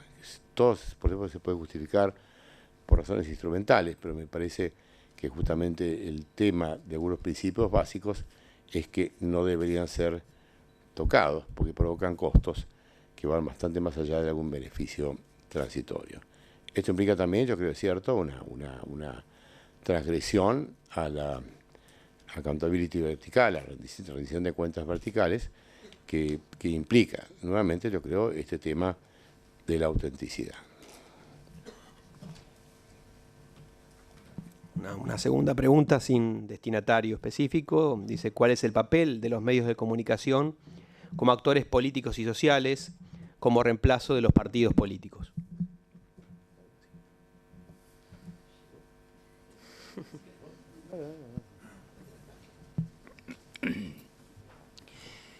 Los reemplazan, pero no los reemplazan, porque el papel de los partidos políticos en un orden democrático ciertamente es muchísimo más democrático de verdad que el de los medios, aunque los medios alcancen audiencias masivas y, como se dice, ratings fantásticos. Los medios, sin embargo, por sus propias lógicas, no permiten debates en serio. Autorizan únicamente en contados minutos presentaciones brevísimas que ustedes lo han visto en estos últimos días en distintos canales, siempre con más o menos los mismos personajes. No tienen mucho para decir y se agarran de algunos recursos que son evidentemente de televisión, de construcción de imágenes, hechas de sentencias breves, firmes, inteligibles, pero que en ningún momento han alcanzado el tenor de lo que sabía ser antes el debate entre partidos políticos, la construcción de programas políticos, la expresión de ideologías que eran algo así como visiones de la sociedad existente y la posible de las reformas a la mano. Los partidos políticos, según Manén, constituyeron la segunda de las 3 etapas que lleva la democracia en su existencia histórica moderna contemporánea. Ya no tienen ese papel hace rato y me temo que no vuelvan a tenerlo, porque las sociedades nacionalmente e internacionalmente han cambiado mucho. En muchos sentidos, las clases sociales también, las relaciones, lo mencioné antes, entre partidos y clases sociales, etc. Me temo que los partidos no vuelvan y me temo entonces que en la medida en que sean suplantados por los medios, particularmente los medios televisivos, hagan lugar para tratamientos políticos que no son los deseables realmente en un orden democrático.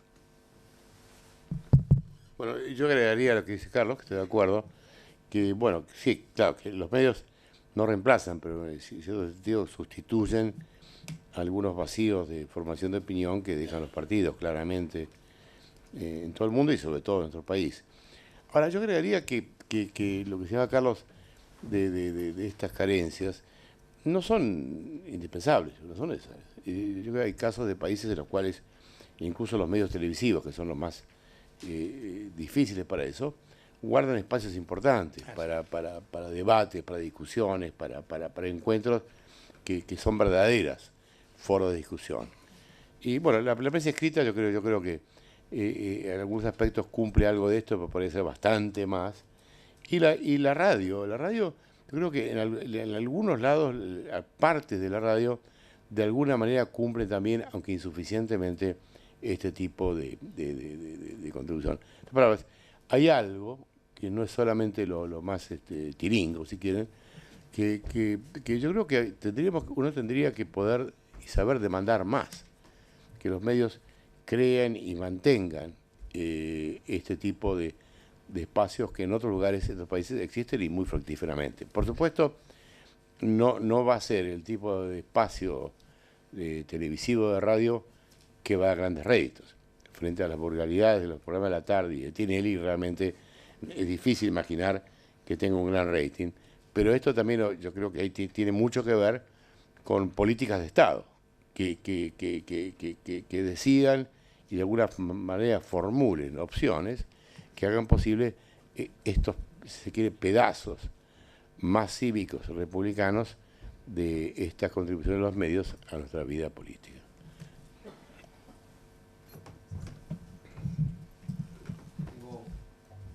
Tengo una pregunta vinculada con todos los aspectos que fueron tratados, de los conceptos, y dice para ambos, ¿cómo ven la ausencia de democracia interna de los partidos políticos o la baja institucionalización de los mismos a la hora de hablar de calidad democrática? Bueno, yo creo que esta es una de las tantas muestras de escasa calidad de la democracia. Porque cuando hablamos de democracia, hablamos que la democracia más bien debemos hablar de expansión de ciudadanía económica, social, de más igualdad, más derechos culturales. Pero también hay que recordar que la calidad de democracia está en juego en cuanto a las pautas de funcionamiento del propio régimen político. Es decir, tiene que ver, como esta pregunta la señala muy bien, con la existencia o no de democracia interna en los partidos. Tiene mucho que ver con cómo y cuánto se financian las campañas electorales. Tiene que ver también con qué grado de verdadera capacidad legislativa tiene el Congreso y cosas por el estilo. Ahí también, incluso dentro del régimen, se juegan variables importantes de cuestionamiento y de fomento de la calidad de la democracia. En ese sentido, está claro que la Argentina sufre serios déficits en todos estos terrenos. Bien, tengo una pregunta para el doctor Strasser. Dice, ¿por qué debemos considerar que la mezcla entre democracia, liberalismo y republicanismo, constitución, senados y revisión judicial, la mezcla real, es una segunda mejor opción respecto a la democracia pura, que como O'Donnell señala es monista, poco respetuosa de las minorías, etc.? ¿La mezcla no puede ser concebida como una mejora? Hablamos de la mezcla democrática republicana. ¿Hablamos de la mezcla democrática republicana liberal o de la mezcla del gobierno mixto? No me quedó claro. Bueno, la mezcla de la tradición democrática con la republicana y la liberal, por supuesto, es el ideal de del concepto de democracia, del concepto moderno de democracia.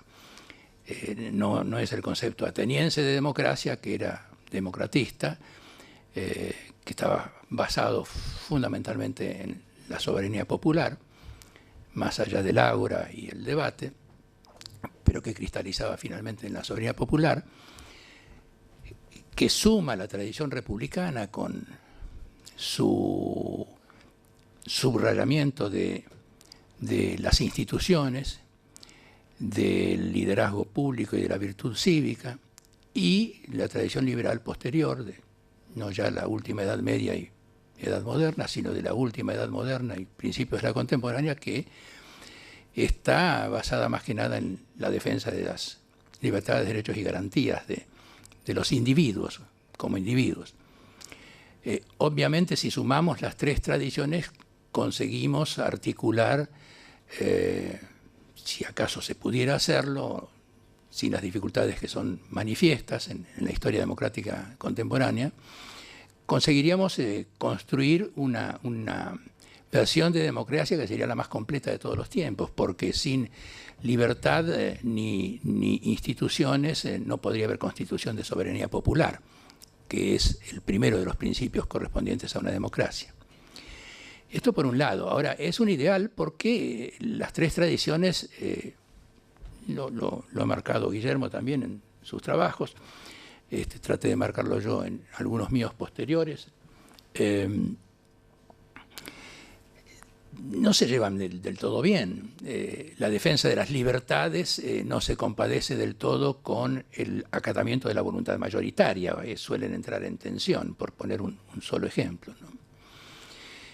En cuanto a la otra mezcla, la que yo llamo de gobierno mixto actual, el antiguo, el que trata Bobbio, por ejemplo, en su clásico libro, ese era el de la mezcla, también una versión ideal de gobierno mixto, la mezcla de monarquía con aristocracia con democracia, correspondiente a cada una de estas formas a distintos sectores de la sociedad, mezclando entonces factores sociales con regímenes políticos. La actual me parece que es menos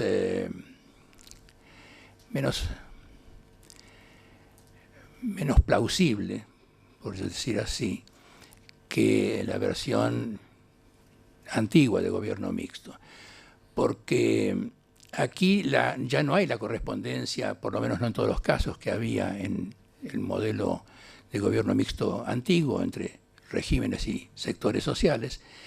Aquí distintos sectores sociales pueden estar representados por más de una de las formas políticas que se fusionan en el gobierno mixto actual. Y algunas de esas formas, como lo marqué cuando leí el papel que traje, son estrictamente no democráticas. Tomemos, por ejemplo, la tecnocracia. La tecnocracia es el gobierno de los que saben, de la minoría que sabe, la que ha sido entrenada para saber y descifrar las realidades complicadas del mundo en que vivimos. Y los que saben son la minoría, es decir, esto es antidemocrático por definición. Las oligarquías a la Michels también son apropiaciones desde la cúpula de las organizaciones de entidades colectivas que quedan entonces desvirtuadas como tales. Y así con cada una de estas formas, ¿no? De manera que con ellas tenemos que convivir porque no tienen vuelta, son un emergente de lo que son las sociedades y las economías de nuestro tiempo, y tenemos que ver la manera de convivir lo mejor posible, tratando de que sea la pata democrática la que predomine en el conjunto, que es lo que no siempre sucede. ¿Se quiere agregar? Rápidamente dos cosas, usurpando.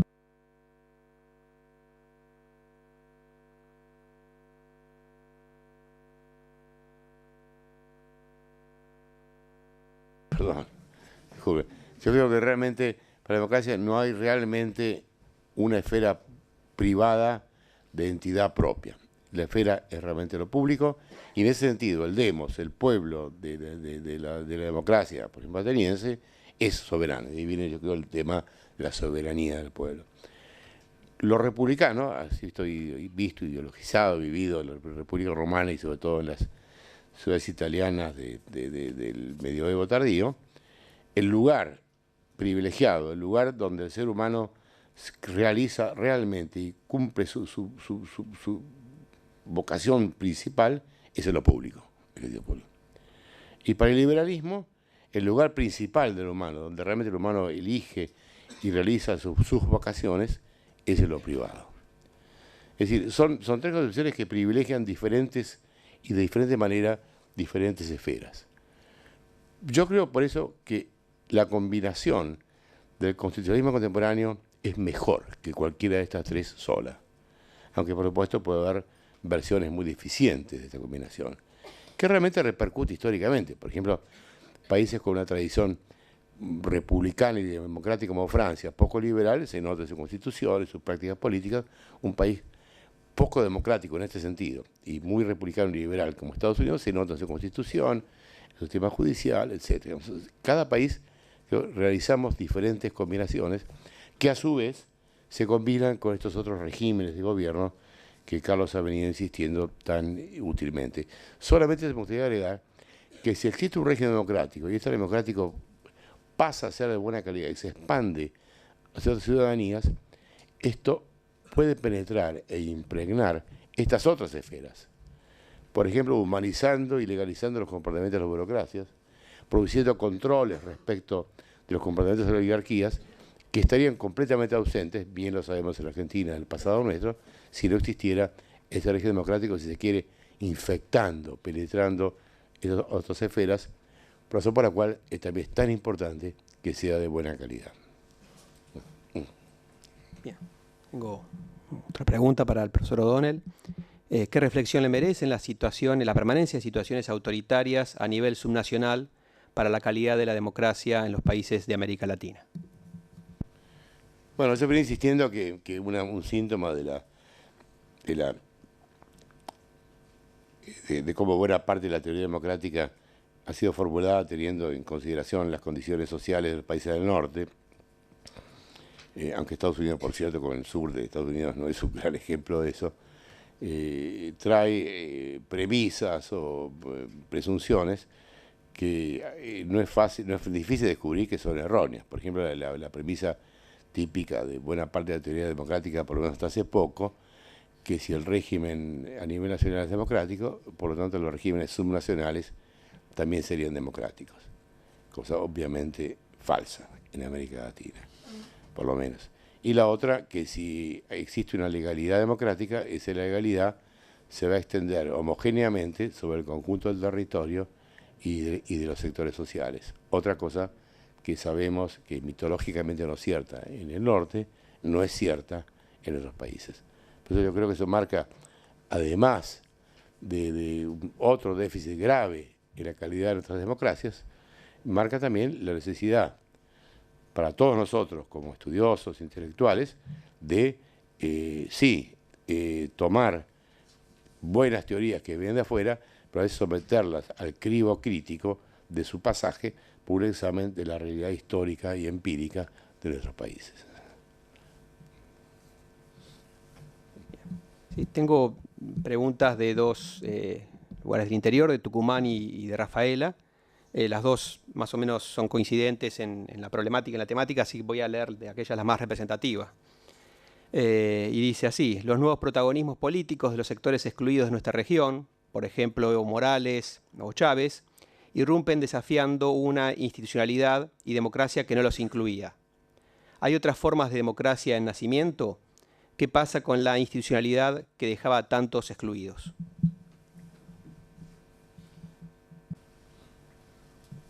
Bueno, yo creo que en sí mismo el hecho que se abran puertas para la participación y para la presentación de demandas largamente negadas y humilladas de tantos sectores de América Latina es muy buena. Segundo, quiero señalar que esta eclosión tan grande ha estado muy relacionada con la emergencia de estos pobres regímenes democráticos, en el sentido que la vigencia de algunas de las libertades, la posición de un Estado no completamente separado de la represión, pero mucho menos dispuesto a reprimir sistemáticamente, ha facilitado enormemente la eclosión de estos importantes movimientos sociales. De manera que incluso esta pobre democracia no ha sido ajena al surgimiento de estas posibilidades. Por otra parte, en cuanto a dónde va eso, yo realmente no sé.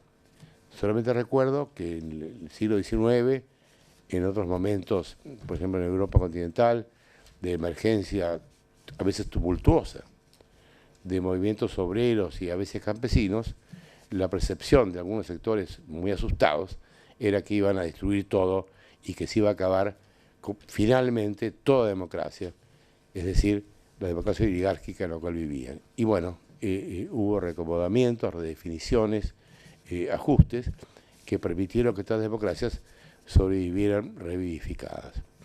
Yo no sé si esto es lo que va a pasar en América Latina, pero creo que es una esperanza que uno no debería archivar. Complementando, si puedo, lo de Guillermo, lo último que decías me hizo acordar. Torcuato Di Tella hace un tiempo insistía mucho en cómo la emergencia y la elección luego de Hipólito Yrigoyen asustó a considerables sectores de la vida política argentina, obviamente de clases medias para arriba. Hipólito Yrigoyen, que hoy mirando para atrás no lo veríamos como de ningún modo un líder ni el caudillo de una corriente verdaderamente de temer. Pasando al temor que paralelamente mucho más intenso, supongo, pero no sé, habría que haber vivido la época de Yrigoyen para saber cuánto susto causó, cuánto asustó. Pero pasando a Evo Morales, a Chávez, a Ecuador, a mí me da la sensación de que, volviendo a lo de las dos democracias, que planteé en el trabajo con sus caras secas, contrapuntos, fortalezas y debilidades, encarnan a su manera una de esas democracias. No son exactamente iguales los tipos, ni los acentos, ni las circunstancias tampoco de Bolivia y de Venezuela, por ejemplo, o de Ecuador. Pero todo el miedo y el miedo con algo de odio también que levantan Evo Morales desde Bolivia y Chávez desde Venezuela. El ecuatoriano se llama Correa. Tenés un mosquito que te está dando vueltas todo el tiempo. Es adoptado. A mí a veces me preocupan porque no me parecen justos. No me parecen justos, más allá de lo mucho o poco que uno pueda compartir respecto de las líneas políticas en cada uno de estos países por cada uno de estos gobiernos. Pero no me parecen justos porque, bueno, un Lula, criticado hoy por Oppenheimer en La Nación, no sé si lo leyeron la columna de Oppenheimer contra Lula en La Nación de hoy, un Lula dijo de Chávez hace poco tiempo, y lo recuerda Oppenheimer, el mejor gobierno de Venezuela en todo tiempo. Lula.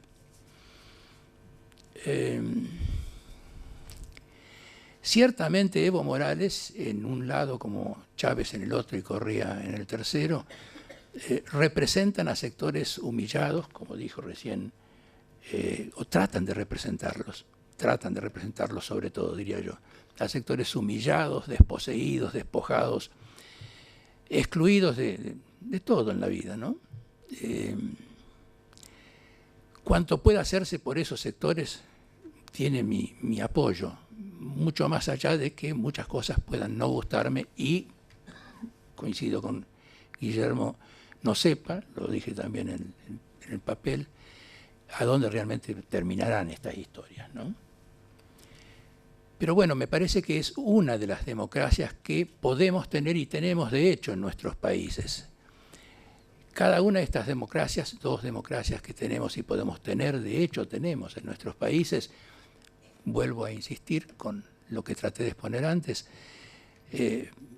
tienen méritos y deméritos, muy evidentes los dos, muy evidentes los dos. Y entonces hay que elegir, y cada vez hay que elegir en circunstancias, haciendo bien las cuentas, echando bien las cuentas y viendo qué se gana y qué se pierde, qué se favorece y qué no, y cuál es la síntesis más adecuada para cada caso. Yo, para mí, tengo la misma dificultad, pero en muy otros términos, para las elecciones de este domingo. Pero bueno. Ahora, a mí me gustaría marcar una pequeña licencia con Carlos, ya que me estaba tanto de acuerdo, que puede estar un poco en desacuerdo, ¿eh? Adelante.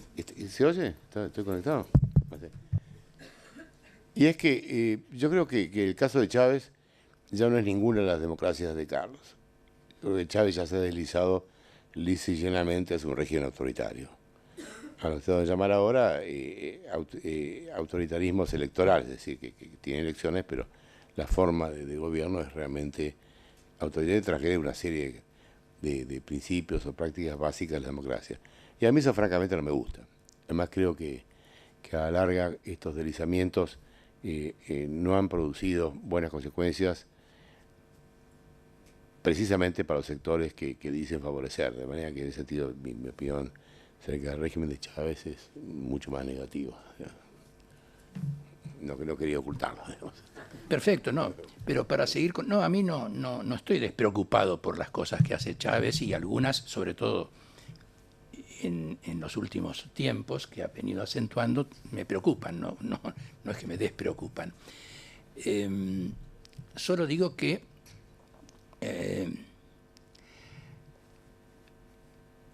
hay caras y secas en todo esto, ¿no? Hay caras y secas.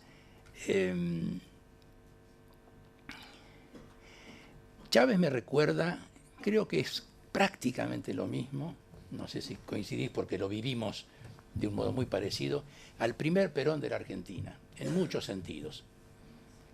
Fue una dictadura, quien duda de eso, una dictadura, pero muy marcada, desagradablemente dictatorial, por cierto, y al mismo tiempo fue ese gobierno que permitió a ciertos sectores sociales, en general los sectores más populares, mejorar su condición, subir en la escala social, beneficiarse de una cantidad enorme de mejoras que les importó el régimen peronista. La historia sigue considerando al peronismo de esa manera, ambigua, difícilmente se pueda ignorar cada una de las dos caras que presentó el peronismo, y creo que eso es cuenta prácticamente cerrada, no llegábamos nunca a decir nada distinto, me parece, del primer peronismo en la Argentina. Muy difícilmente puede haber ningún cambio de opinión en la materia. Fue cara y seca. Dolió como dictadura porque fue una dictadura hecha y derecha. Al mismo tiempo fue justicia social, no hay ninguna duda. Y organizó a los sectores obreros mucho más de cómo estaban organizados hasta entonces, y los benefició sectores obreros y sectores populares como no habían sido nunca, no ya beneficiados, considerados en la Argentina anterior. Bueno, justamente marcás una diferencia fundamental entre Perón y Chávez. Chávez, en lugar de hacer lo que acaba de decir que hizo Perón, está dedicado sistemáticamente a desorganizar y pulverizar las organizaciones campesinas y obreras de Venezuela. Y a eso deja un desierto social que me parece le permite estos avances, pero creo que augura muy malos resultados para su gestión. Bueno, pero yo acá me borro porque si no haga ninguna pregunta más. Tenemos muy poco tiempo y hay infinidad de preguntas, con lo cual vamos a admitir una última y luego damos lamentablemente por finalizada la conferencia. La pregunta empieza con esta introducción. El profesor Strasser mencionaba dos elementos muy importantes a la hora de analizar, si bien no la calidad de la democracia, sí sus alcances en los sistemas políticos de América Latina, los personalismos y los medios masivos de comunicación.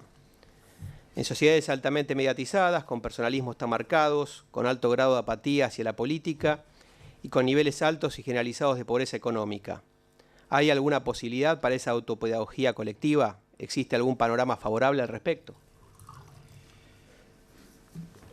Mi conclusión fue moderadamente, con una gota de sal, como dije, con una pizca de sal, moderadamente optimista.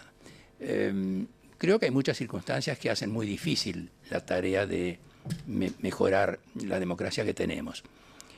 Sobre todo, más todavía que por las estructuras económicas, sociales y culturales que tenemos, y que por cierto pesan y muchas veces no a favor, por los liderazgos que estamos teniendo en este momento en la Argentina y por la pobreza de las corrientes políticas que tratan de ganar el poder con el voto popular. En lo inmediato, porque más allá es difícil ver, en lo inmediato no sería demasiado optimista. Espero que después del domingo no haya nada desagradable, reacciones realmente contrarias a la vida cívica. No las descarto tampoco, pero espero que no las haya. Y espero que de aquí en más, a partir de esta pobrísima, paupérrima experiencia política que estamos viviendo a través de la campaña electoral, se puedan, sin embargo, ir construyendo alternativas un poco más valederas, un poco más interesantes, se vayan eliminando las cosas más negativas que han quedado tan a la vista ahora. Me parece que peor si mantenemos el régimen democrático que tenemos y tal como es, peor casi no creo que pudiéramos estar. De manera que sería en este sentido un poquito más bien optimista.